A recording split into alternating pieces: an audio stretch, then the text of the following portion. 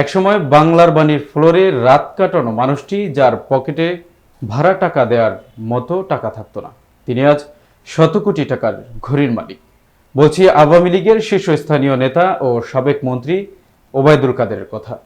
নিজের মুখে বলেছিলেন 10 লাখ টাকার নিচে কোনো ঘড়ি পরেন না, এমনকি এক মাসে এক ঘড়ি দুবারও পরেন না। অনুসন্ধানে উঠে এসেছে রোলেক্স, পাটেক ফিলিপ, উলিস নাদা থেকে শুরু করে আরমানি ডিজাইনের কাস্টম স্যুট পর্যন্ত তার সংগ্রহে আছে, যেগুলোর মূল্য এক একটা 30 থেকে 75 লাখ টাকা। এই বিলাসের পেছনে কি ছিল?